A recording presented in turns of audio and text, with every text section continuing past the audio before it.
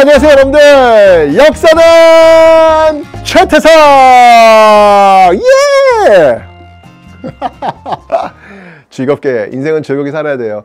가면 갈수록 선생님은 참 이렇게 즐겁게 산다는 게 참 행복을 주는 거구나라는 생각이 듭니다. 의식적으로, 의도적으로도 좀 그렇게 살 필요가 있지 않을까라는 생각이 듭니다. 자, 우리가 지금 여러분들 내신 만점을 위해서 지금 이렇게 열심히 달리고 있습니다. 어때요? 와우, 쌤이 진짜 이 수능 특강 그 교재에서 정말 핵심만 쪽쪽쪽쪽 뽑아가지고 딱 판서로 쫙 드리고 있죠?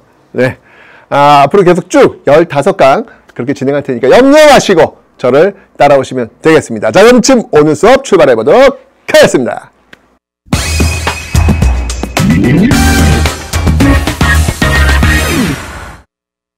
자, 여러분들 이제 통일신라로 한번 가보지요. 아하, 삼국통일의 주인공이었던 신라.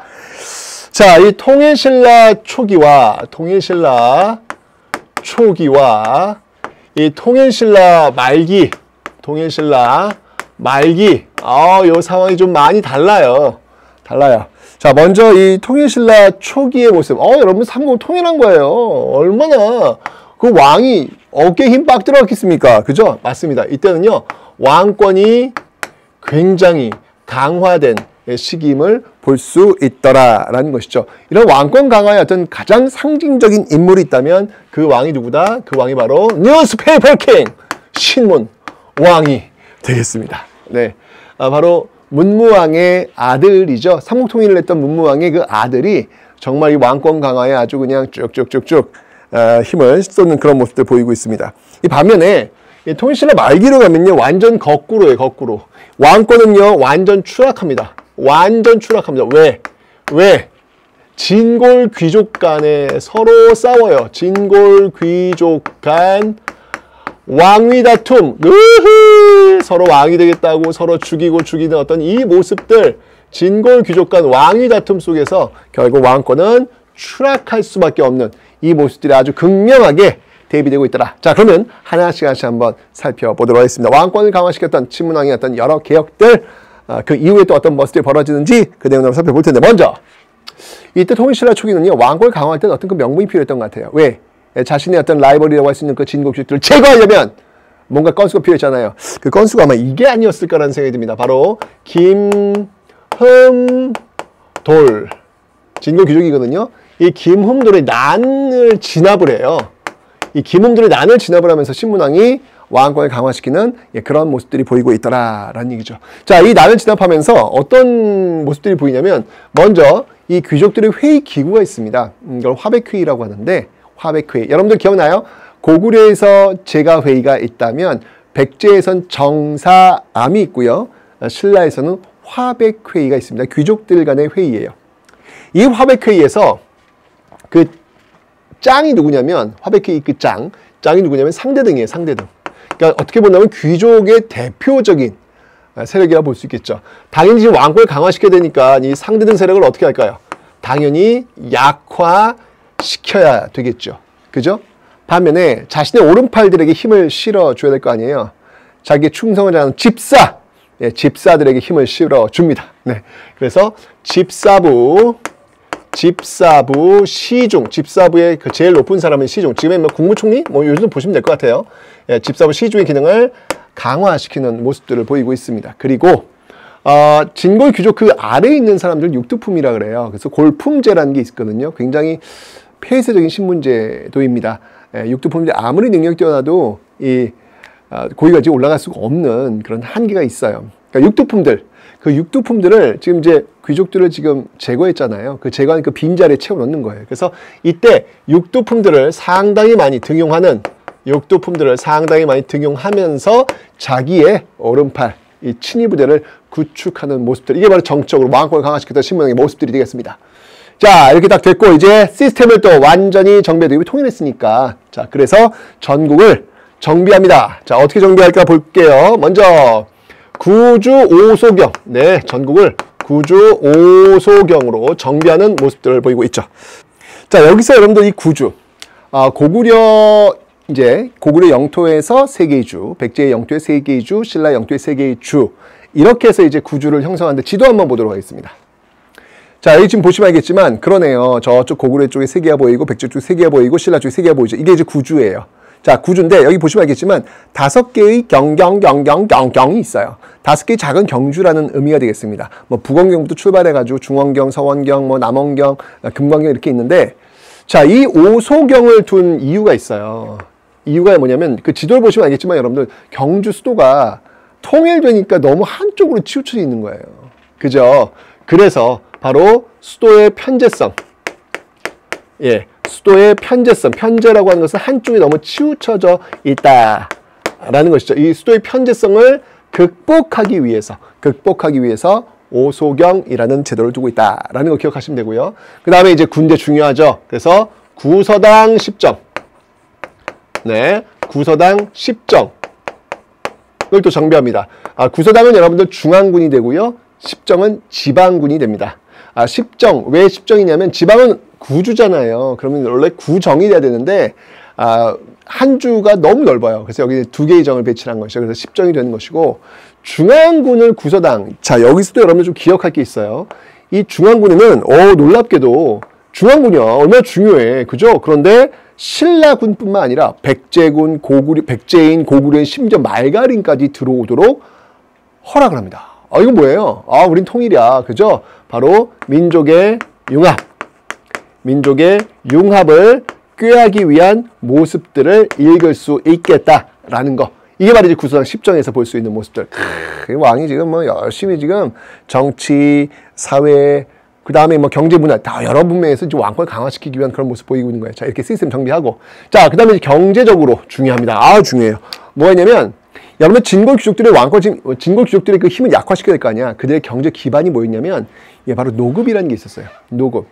노급은 뭐냐면 귀족들이 일을 할 거 아니에요. 국가를 위해서. 그럼 그 대가를 줄 거 아니야. 어떻게 줬냐면 그 녹봉할 때 그 녹으로 읍을 통째로 줘. 읍면동, 동네를 통째로 주는 거야. 그럼 그 동네에서 나오는 일반적으로 옛날 사람들의 세금을 낸 건 3가지 종류가 있어요.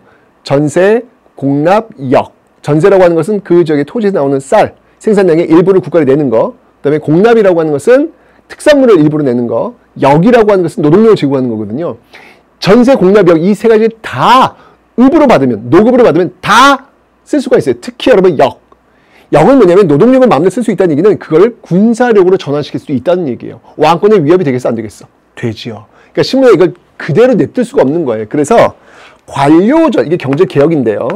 관료전을 지급을 합니다. 그리고 그 문제가 될 것 같은 이 노급을 폐지하는 모습들. 관료전 여러분들 이 노동력을 징발할 수가 없어요. 예. 노급은 노동력 징발이 되는데 이 관료전은 노동력 징발이 안 되죠. 바로 이걸 통해 가지고 왕권 강화의 경제적 개혁, 이런 것들이 지금 이루어지고 있음을 볼 수 있겠죠. 자, 그리고 정치, 사회, 경제 이 개혁뿐만 아니라 여러분들 사회 면에서도요. 문화 면에서도 바로 이 자발적 복종, 이 귀족들의 자발적 복종을 위해서는 유학 공부 좋잖아요. 왕에게 충성한 가르치는 거니까. 그래서 유학 교육 기관으로서 바로 국학이라는 것을 또 세우고 있습니다. 여러분들 그 고구려의 그 소수림 할 때 태학 기억나시죠? 예, 신라에서는 국학, 신문학대 국학이라는 것을 세워가지고 이렇게 왕권 강화를 위한 어떤 이런 시스템들을 지금 만들고 있음을 여러분들 기억하시면 되겠습니다. 됐죠, 여러분들? 좋습니다. 자, 그런데 이렇게 왕권을 강화하는 듯 했는데 이게 신라 말기, 통일신라 말기로 하면서 다시 와르르르르르 무너지더라. 그 계기가 뭐였냐면 바로 김헌창의 난. 이때부터 중앙귀족 간의 왕위 다툼 장난이 아닙니다. 김헌창의 난을 계기로 해서 출발하고 있더라. 그러니까 김음돌의 난을 계기로 해서 왕권이 강화되었다면 김헌창의 난을 계기로 해서 왕권이 약화되는 어떤 그런 반대적 모습들. 어렵지 않아요, 여러분들. 다 거꾸로예요, 거꾸로. 이때부터 이제 상대등 세력은 당연히 강화가 되고요. 그리고 집사부 시중의 기능은 당연히 떨어지고요. 이건 뭐 너무 당연한 거예요. 육두품들 역시 마찬가지로 등용되지 않고 있고요. 네, 이런 모습들. 이게 거꾸로 가는 건 어렵지 않잖아요. 그죠? 왕권 약화니까. 이런 어떤 그 모습들이 전개되고 있더라라고 하는 거. 어떻게든지 왕권을 좀 강화시켜보는 시도는 있었어요. 뭐가 있었냐면 독서 3품과라는 게 있습니다. 여러분들 독서 3품과. 이게 여러분들 그 고려 광종 때 처음으로 시작되었던 그 과거제의 전신이라고 보시면 돼요. 책 읽힌 다음에 시험 봐가지고 세 개의 품으로 나누는 그런 것이죠. 그런데 여러분들 왕권 약화니까 이게 되겠어, 안 되겠어? 귀족들이 당연히 반발하죠. 왜 우리를 공부시켜가지고 우리를 서열을 짓게 만들어? 안 해! 라고 나올 거 아니에요. 그죠? 결국 이 독수 3분과는 시행되지 않습니다. 네, 거의 시행되지 않습니다. 그러니까 이런 것들이 바로 왕권이 약화되어 있는 그런 단계의 모습이구나라는 것들을 여러분들이 아마 보실 수 있는 어떤 그런 모습들이 아닐까라는 생각이 들어요. 그리고 여러분들 보시면 알겠지만 여기 지금 노급 있죠? 이 노급. 이 노급은 결국은 도로로로로로로로로로로 오면서 이 과정 속에서 다시 부활하고 있습니다. 다시 부활, 넘어오는 과정 속에서 부활하고 있더라. 왜? 이건 외울 필요가 없잖아요, 여러분들. 왕권 지금 약화하는 시기니까 귀족들이 이 좋은 노급을 왜 폐지하겠어요, 그죠? 자, 이러면서 중앙에서는 이 진골 귀족 간의 왕위 다툼이 벌어지고 있고 이 진골 귀족들의 힘은 빵빵해지고 있고 이러다 보니 지방에서는 어떤 일이 벌어지겠습니까? 이러다 보니 지방에서는 어떤 일이 벌어지겠습니까? 중앙에서 서로 이렇게 싸우니까 지방에 대한 통제가 이루어지질 않는 거예요. 지금. 이게 지금 중앙의 모습이란 말이야. 이러다 보니까 자연스럽게 이런 상황 속에서 바로 호족이라는 세력이 등장을 하게 되는 겁니다. 호족의 등장. 호족의 성장. 자, 지방에서 성주, 장군을 지칭하면서 세력을 막 팽창하는 그런 모습들을 보이고 있죠. 자, 이 호족들의 모습들을 보면요. 이 호족들의 모습을 보면 크게 1세대와 2세대로 좀 나누어서 볼 수 있을 것 같아요. 자, 1세대와 2세대로 나누어서 볼 수 있을 텐데, 자, 1세대 호족의 대표적인 인물이 누가 있다? 바로 장보고를 들 수 있겠습니다. 장보고 하면 여러분들 바로 청해진, 그래서 해상무역, 완도예요, 완도. 여기에 청해진을 설치해가지고 바로 이 해상무역을 장악했던 인물이 바로 이 장보고. 그래서 자신의 딸을 왕비로 앉히려는 모습까지. 이거 호족들이 힘이 세다는 얘기예요, 지금 이렇게. 그죠? 비록 실패했지만 이렇게 호족들의 성장의 모습들을 장보고를 통해서 볼 수 있고요. 실패했지만 2세대로 와서는 장보고의 어떤 그 모습을 보면서 바로 새로운 꿈을 꾸었던 그런 것 같습니다. 바로 2세 때 그 새로운 호족들이 등장하니 누가 있을까요? 바로 견원. 후백제. 그렇죠? 후백제의 견원. 그 다음에 궁예. 후고구려죠. 후고구려. 자, 이런 어떤 인물들이 지금 등장하고 있다라는 얘기입니다. 하지만 여러분들 이런 어떤 그 후삼국 시대, 그러니까 중앙에서 막 이렇게 싸우니까 결국 신라, 후백제, 후고구려의 후삼국 시대가 만들어진 거예요. 하지만 잘 알다시피 이 최종적 승리자는 누구였다? 최종적 승리자는 바로 왕건이었다. 왕건이 바로 최종적 승리자. 그리고 새로운 시대, 중세시대를 열게 되더라 라고 제가 설명을 드렸습니다. 자, 그러면 이게 신라의 모습인데 이 호족들 있잖아요. 이 호족들에게 어떤 우리도 왕이 될 수 있다. 왜냐면 이게 불가능했단 말이에요. 그러니까 그 이전까지는 골품이라는 게 있었기 때문에 어디서 감히, 그 진골이 아닌 사람들이 어디서 감히 이런 걸 노리겠어요. 불가능하단 말이에요. 근데 그런 것들을 가능하도록 해줬던 그런 문화적인 어떤 그런 자극제가 있으니 그 자극제가 뭐다? 바로 선종. 네, 선종 그리고 풍수지리더라. 풍수지리. 선종. 누구나 참선을 하면 부처가 될 수 있다. 누구나 왕이 될 수 있다. 라는 논리로 들어가는 거예요. 골품제를 무력화시키는 것이죠. 풍수지리. 이제 경주의 기는 수했다. 내가 있는 이 지역에서 새로운 왕도가 나온다. 와우. 이런 것들이 바로 이 호족들이 성장할 수 있는 그런 계기를 마련하고 있더라. 라는 것을 지금 여러분들은 확인하고 계신 겁니다.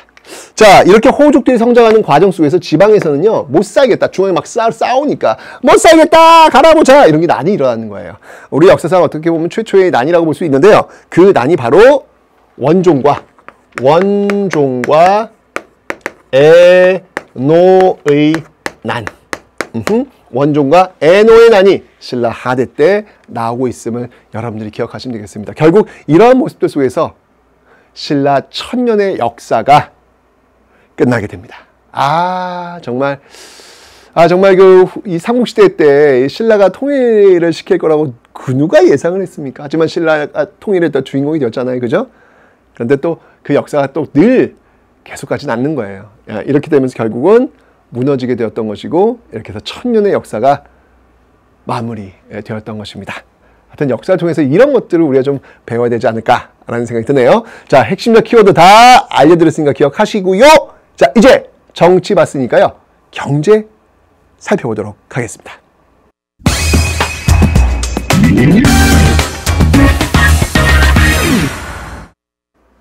자, 이제 통일신라의 그 경제와 사회에 대해서 한번 살펴보도록 할게요. 정치 봤으니까 경제와 사회입니다. 자, 먼저 여러분들 경제와 사회인데 여러분들 여기서 이제 일단 기억해야 될 문서가 하나 나와요. 그 문서가 뭐냐면 민정문서라는 겁니다. 자, 민정문서 중요해요.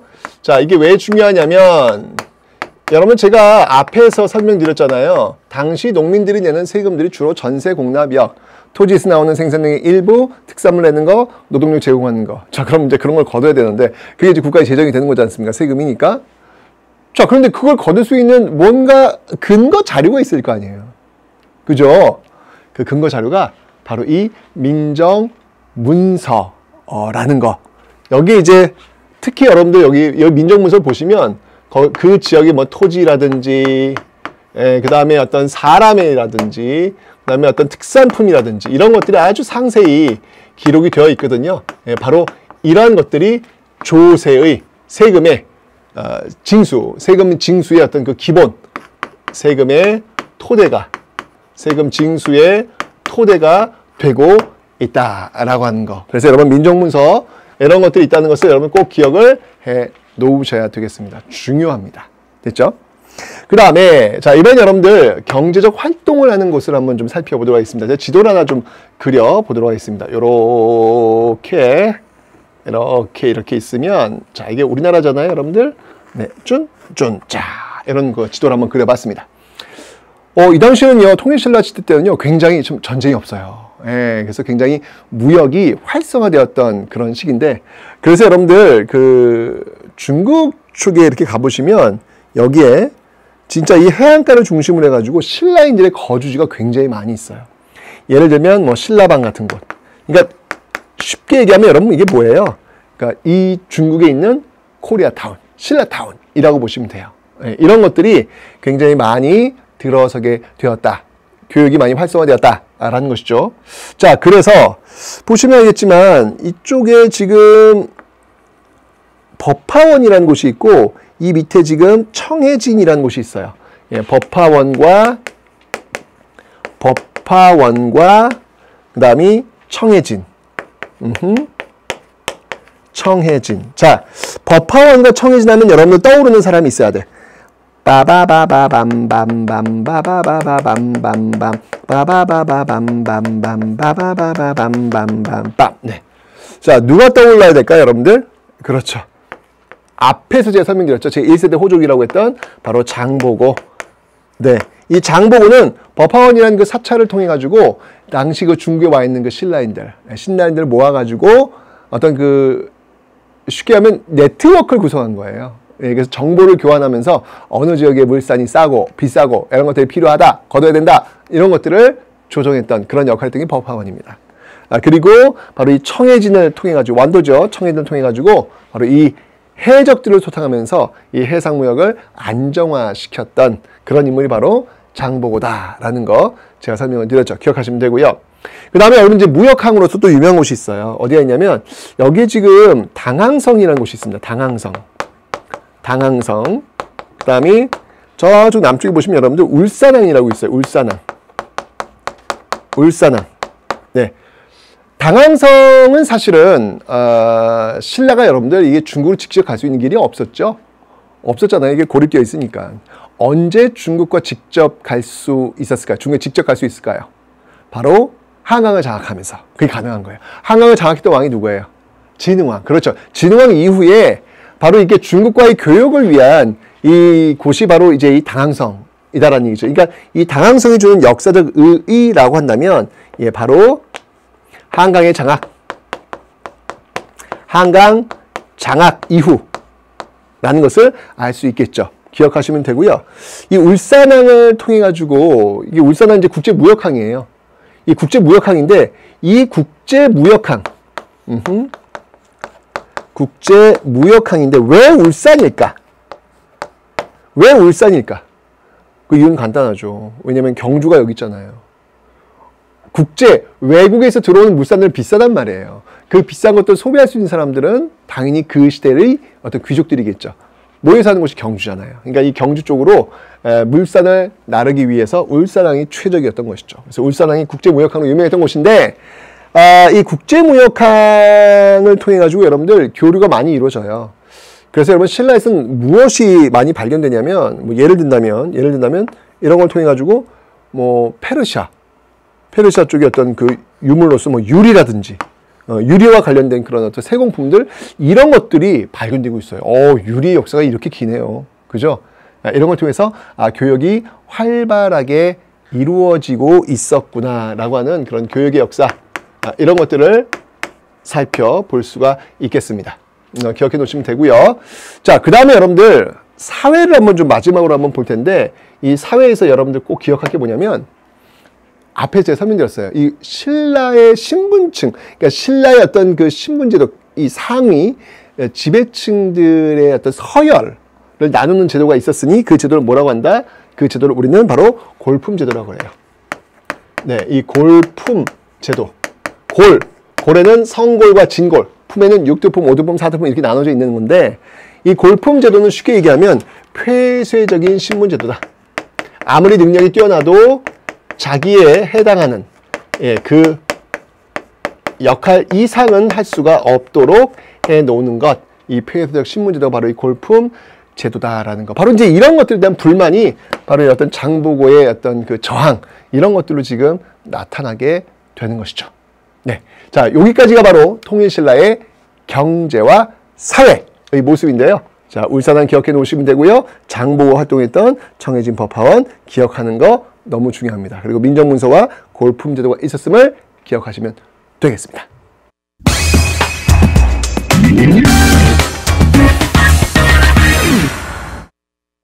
자, 이제 여러분들 신라의 문화를 한번 정리를 한번 해보려고 할 텐데, 일단 여러분들 제일 중요한 게 통일신라에서는 이 승려를 좀 여러분들 기억하셔야 돼요. 시험에 반드시 나온다 라는 것을 잊지 않으셔야 되겠습니다. 시험에 진짜 중요하거든요. 자, 어떤 분들을 기억할까요? 자, 세 분만 기억하면 되겠습니다. 먼저 원효를 기억하셔야 합니다. 원효. 이 원효, 이분 참 대단하신 분이죠. 일심사상, 모든 것은 마음으로부터 비롯된다 라고 하는 그 일심사상을 강조했던, 그러면서 이제 왜 여러분들 그 친구 의상과 함께 유학길을 떠났다가 회골을 먹고 모든 것은 마음에 있다 라고 느꼈잖아요. 일심사상. 그죠?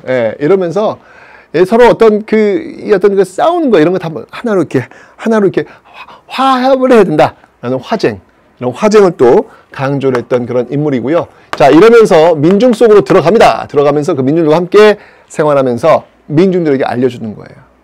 부처님은 멀리 있는 게 아니라 바로 너희들의 마음속에 있다. 바로 아미타만 외쳐! 라고 해서 아미타 신앙을 확대시켰던 인물이 바로 원효다라는 것을 기억하시면 되겠습니다. 자, 그리고 여러분 그의 친구죠. 바로 의상이 있습니다. 이 의상은 바로 화엄종을 또 아주 공부를 많이 하신 분이에요, 이분은요. 그래서 화엄종을 또 정립하는 데 굉장히 도움을 주었던 그런 인물이 되겠습니다. 어쩌면 이 원효와 의상을 함께 묶어서 바로 불교의 대중화를 이루었던 인물들이다라고 이야기하는 거예요. 불교의 대중화를 이루었던 인물들이 바로 이 원효와 의상이다라고 하는 것을 기억해 놓으시면 되겠습니다. 그러니까 삼국시대 여러분 불교가 들어오잖아요. 왜 소수림왕 때 불교, 법흥왕 때 불교 들어오잖아요. 불교 공인되거나. 근데 이런 모습들은 여전히 귀족 불교란 말이에요. 그 귀족 불교를 끌고 내려와서 그 민중들에게 확산을 시켰던 인물들이 바로 이 원효와 의상이다라는 것을 기억하시라는 이야기 되겠습니다. 자, 그리고 이제 한 분 바로 해초가 있습니다. 해초. 이분은 기행문으로 유명하시죠. 네, 바로 왕오천축국전. 네, 왕오천축국전. 간단한 얘기죠. 왕오천축국을, 인도 쪽이에요. 오천축국을 갔다 와서 썼던 이런 기행문. 이런 것들이 있으면 여러분들 기억해주세요. 굉장히 중요한 승려들이고 시험에 잘 나오는 승려들이니까 네, 왕호 천축. 예, 축이 빠졌다. 네, 우리 저 카메라 감독님께서 축축축축축축. 알겠습니다. 축. 네, 국전 이렇게 보시면 되겠습니다. 아주 중요한 승려들이니까 꼭 여러분들 기억을 해 놓으시면 되겠습니다. 그 다음에 이제 통일신라 시대 뭐 문화유산이라고 할까?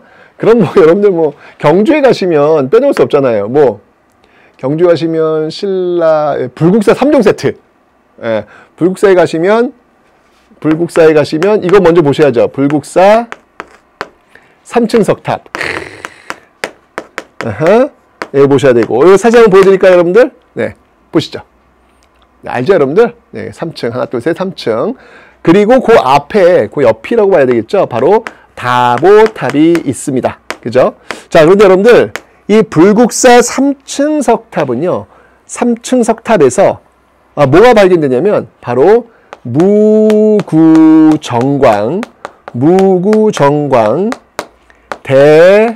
대다란이경이 발견이 돼요. 무구정광 대다란이경. 이 무구정광 대다란이경의 역사적 의의를 한번 얘기해봐라 라고 한다면, 이것은요, 현존하는 세계에서 가장 최고라는 의미는 베스트가 아니라 가장 오래된, 올드라는 얘기예요. 가장 오래된 목판 인쇄물. 자, 우리가 이런 민족입니다, 여러분들. 네, 엄청난 타이틀을 갖고 있죠. 이게 지금 발견되었던 게 바로 불국사 3층 석탑이라는 거, 통일신라라는 것을 기억하시면 되고요. 그 다음에 이제 불국사 3종 세트 하나, 둘, 그다음 뭐가 있을까요? 그 불국사 뒤쪽으로 이제 올라가시면, 아이고, 고등학교 때 이거 보느라고 진짜 새벽에 올라가서 선생님한테 혼나면서 올라갔던 기억이 나네요. 바로 석굴암 본전불이 있겠네요. 석굴암 본전불. 네, 석굴암 본전불 사진 한번 보도록 하겠습니다. 아우, 완벽해요. 완벽합니다. 뭐 더 이상 뭐라 표현할 수 없을 정도로 완벽한 그런 모습들을 지금 보이고 있죠. 이게 바로 통일신라 시대 굉장히 유명한 문화유산이고요. 그 다음에 이제 경주시내에 여러분들 그 옛날에 안압지라고 불렸던 곳이 있습니다. 이 동궁과 동쪽에 있는 궁이라는 얘기죠. 동궁과 월지인데 예전에는 안압지라고도 불렸던 그런 곳. 또 역시 마찬가지로 통일신라의 그 문화유산임을 알 수 있습니다. 특히 이제 통일신라 말기에 가면 여러분들 뭐가 또 유행하냐면 바로 부도가 유행을 해요. 부도. 자, 이걸 부도를 이제 다른 말로 승탑이라고 하죠. 승탑. 예, 승탑이 유행을 하는데, 자, 사진 한번 일단 보도록 하겠습니다. 이 승탑이 이제 이런 모양인데요. 이건 이제 불탑. 그러니까 부처님의 그 사리를 원칙적으로 모셔놓은 그 불탑과의 차이점은 뭐냐면, 이거는 일반 승려의 사리를 모셔둔 탑이다 라고 해서 승탑이라고 하는 거거든요. 근데 이게 왜 이거 특히 이제 신라 말기, 예, 통일신라 말기에 이게 굉장히 많이 확산이 되고 있는데, 그 이유는 뭘 것 같아요, 여러분들? 이게 여러분들 승탑을 세운 이유는 뭐냐면 자신의 스승을 기리기 위해서인데, 그 스승을 통해서 가르침을 받거든요. 어떤 가르침? 참선의 가르침. 참선하면 뭐예요, 여러분들? 바로 선종. 신라 하대 때 선종 유행한다 그랬잖아요. 이 호족들이 지방호족들이 지원을 하니까. 그래서 바로 이렇게 승탑이 유행하고 있더라. 바로 이것은 바로 호족의 성장을 보여주고 있는 하나의 특징이 된다라고 하는 것도 여러분들 좀 기억을 해 놓으시면 되겠습니다. 됐죠? 자, 이게 바로 통일신라의 문화였고요. 이제 우리는 또 다른 나라, 같은 시대에 존재했던 또 다른 나라, 우리 이건 남북국 시대라고 하는데 그 북국 발해가 있습니다. 그 발해에 대해서 한번 살펴보도록 하겠습니다.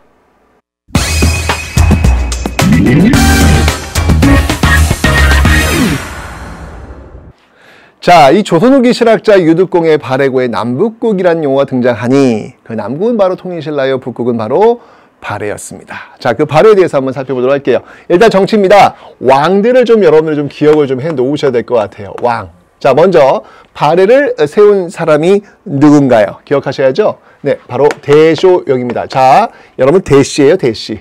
대씨입니다, 대씨. 고구려는 고씨고요. 발해는 대씨. 이 대조영에 의해서 발해가 출발합니다. 이 동모산에서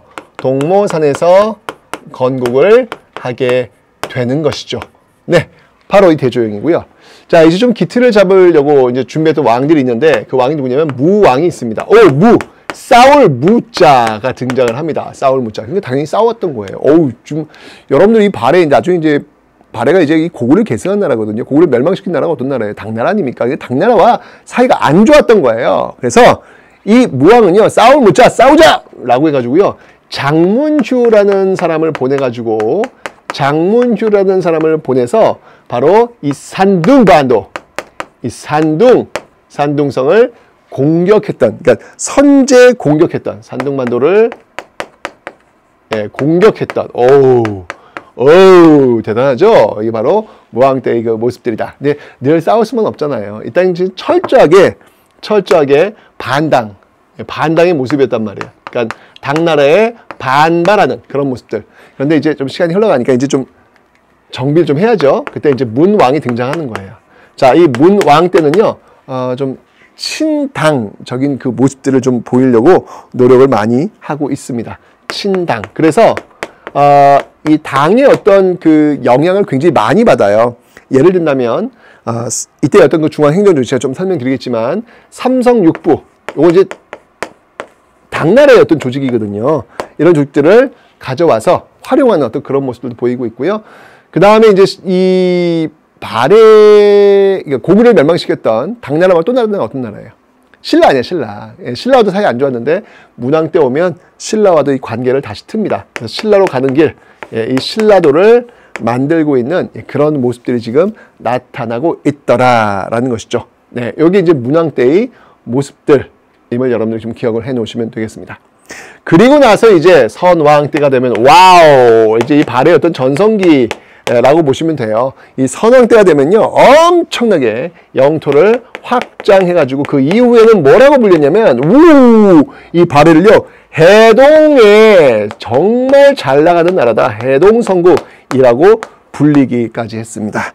이 전성기를 보여줄 수 있는 어떤 그런 모습들을 보면요, 이 당시 어떤 그 행정구역을 보면요, 오경, 수도가 그냥 5개, 오경 15부, 62주, 와우, 어마어마합니다. 이 영토가 우리 역사상 가장 넓은 영토를 확보했던 나라가 바로 이 발해였거든요. 그래서 엄청난 나라들이, 엄청난 그런 영토가 이렇게 확인되는 모습들을 지금 보이고 있다라는 것이죠.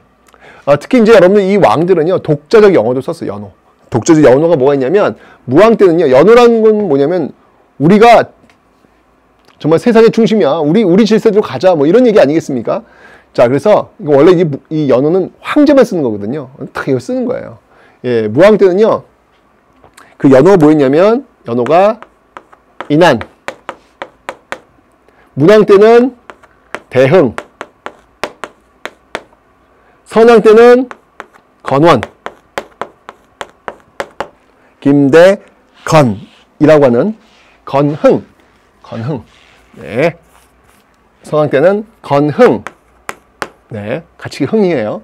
이렇게 인한, 대흥, 건흥이라는 그런 연호를 사용할 정도로 아주 강성한 그런 모습들을 보이고 있는데, 여러분들 이 발해는 누구한테 멸망당해요? 네, 바로 거란. 거란에 의해서 결국은 멸망당하게 되더라라고 하는 거. 이게 이제 발해의 어떤 흐름이니까 이 왕들을 중심으로 해서 무엇을 했는지 기억들을 좀 해놓으시면 되겠습니다.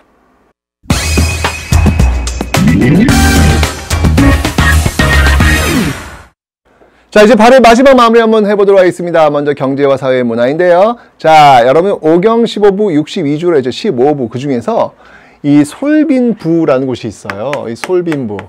이 솔빈부에 이 말이 유명하네요. 그렇죠. 이 발해가 있었던 그 지역이 옛날에 부여니까 마가, 우가, 구가, 저가 할 때 말. 역시 이 지역은 전통적으로 말이 셉니다. 네, 그래서 솔빈부의 말 유명하고요. 그 다음에 여러분들 이 중국에도요, 이 교육을 위해서 중국 당나라에서 설치한 게 있어요. 이게 뭐냐면 발해인들을 위한 발해관이라는 게 있더라라고 하는 거. 그러니까 이 중국과의 어떤 교육도 많이 이루어졌구나라는 것을 알 수가 있습니다. 그 다음에 이제 사회를 한번 보면요, 이 발해가 좀 독특한 그런 구조인데, 바로 이원적 민족 구조로 되어 있다라는 거예요. 이원적 민족 구조. 자, 어떤 식으로 되어 있냐면, 이 이원적 민족 구조. 먼저 지배층은요, 고구려인들로. 네, 이 고구려인들로 이 지배층들이 형성이 되고, 그 다음이 피지배층은 말갈인들로, 예, 말갈인들로 피지배층들은 구성이 되고 있다라고 하는 게 이게 또 사회적으로 봤을 때 하나의 특징이라고 볼 수 있겠습니다. 그 다음에 이 문화적인 면에서 여러분 꼭 기억할 게 뭐냐면 어떤 것들이 고구려를 계승했는지 뭐 다 계승은 아니고요. 예, 당나라의 영향을 받은 것도 있어요. 어떤 것들이 당의 영향을 받았는지를 여러분들이 좀 정리를 해 놓으실 필요가 있다라는 건데, 자, 먼저 고구려 계승의 근거. 여기 이제 시험에 잘 나와요. 여러분들 잘 기억을 하셔야 되는데, 확실한 게 있어요. 너무 확실한 게 있어요. 뭐가 있냐면 문왕 때 이 일본에 보낸 국서가 있어요. 근데 거기에 뭐라고 나오냐면 이제 왕이 그러니까 이 발해 왕이 일본에게 보낸 거예요. 네, 일본에게 보낸 거예요. 일본에게 보냈는데 여기에 뭐라고 나오냐면 뭐 너무 확실합니다. 나 고려 왕은 슝 이렇게 나와요. 당시 고구려를 고려라고도 불렀거든요. 명백하죠. 발해가 고구려를 계승했다는 그 근거가 이렇게 그냥 문서화되어 있어요. 문서화. 네, 그래서 여기서 명확히 알 수 있고, 그 다음에 이제 문화적인 측면에서도 굉장히 많은 것들을 볼 수 있는데, 먼저 제일 중요한 건 이제 고구려 하면 딱 떠오르는 그런 남방 양식이 있잖아요. 그게 바로 온돌입니다. 온돌 양식이 발해에서도 보이고 있더라라는 거. 그리고 이제 이 고구려의 어떤 불상과 굉장히 유사한 그런 불상들도 있습니다. 그게 바로 이불병좌상이에요. 이불병좌상? 이불을 덮고 있나요? 제가 사진을 한번 보여드리도록 하겠습니다. 이불이라고 하는 건 두 명의 부처를 얘기하는 거네요. 두 명의 부처가 병좌, 서로 앉아있는 상, 이불병좌상. 이게 이제 고구려의 그 연가 7년명, 금동 열애입상의 어떤 그 분위기가 상당히 유사한 그런 모습들 통해서 고구려와 발해의 어떤 그 계승 근거 찾아볼 수 있고요. 그 다음에 이제 뭐 또 고구려의 어떤 그 당당하고 우람한 이런 모습들을 뭐 담고 있는 뭐 석등이라든지, 그 다음에 이제 돌사자상. 이런 것들이 바로 고구려 계승의 어떤 그 근거들이 된다라는 거 정리해 놓으시면 되겠습니다. 자, 그렇지만 이 또 당의 영향도 많이 받아요. 그렇죠? 뭐 다 고구려의 어떤 계승만 있는 건 아니잖아요. 그렇게 폐쇄적인 나라가 아니거든요, 발해가요. 교육도 이렇게 하고 있으니까. 그죠? 자, 당의 영향을 받은 대표적인 게 뭐냐면 바로 삼성육부 조직이라는 겁니다. 오, 그렇구나. 삼성육부 조직. 자, 제가 이제 문왕 때 친당적인 어떤 정책들이 나온다라고 설명드렸는데, 이 삼성육부라고 하는 건 당의 어떤 그 조직인데요. 당나라에서는 삼성이 뭐냐면, 중서성, 문화성, 상서성. 여기 삼성이 당나라. 중서성, 문화성, 상서성인데, 발해에서는 요걸 어떻게 바꿨냐면요. 중대성, 선조성, 정당성. 네, 이런 식으로. 이름을 살짝 바꿨어요. 육부도 마찬가지로 당나라의 육부는 뭐냐면 이호, 예병, 형, 공부예요. 그런데 발해에서는 충부, 충인, 의, 지, 예, 신부. 6개의 부는 맞는데 살짝 이름을 바꿨어요. 그러니까 우리가 여기서 이제 뭘 할 수 있는 거냐면, 분명히 당의 영향을 받기는 했지만 이를 통해서 우리가 알 수 있는 건 뭐냐면 바로 또 다른 독자성. 네, 또 다른 독자성의 모습도 볼 수가 있다라고 하는 거. 일단 좀 기억을 좀 해놓으시면 되겠습니다. 물론 당의 영향을 받았지만 나름대로의 어떤 독자적인 이런 모습들도 지금 보이고 있다라는 거 기억하시라라는 말씀입니다. 자, 그리고 여러분들 당의 영향을 받은 어떤 문화적 유산이 있어요. 그게 뭐냐면 바로 이 상경에 가시면 용천부라는 곳이 있는데, 상경 용천부에서 볼 수 있는 바로 주작대로. 주작대로를 당의 영향을 받은 것으로 지금 볼 수가 있습니다.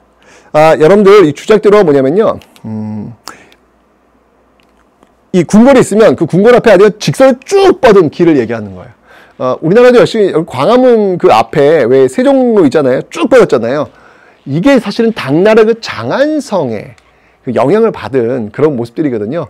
바로 이렇게 쭉 주목받은 그런 모습들, 이게 바로 또 발해에서도 발견된다. 이건 뭐냐면 당의 영향을 받았던 그런 흔적임을 알 수가 있다라는 것입니다.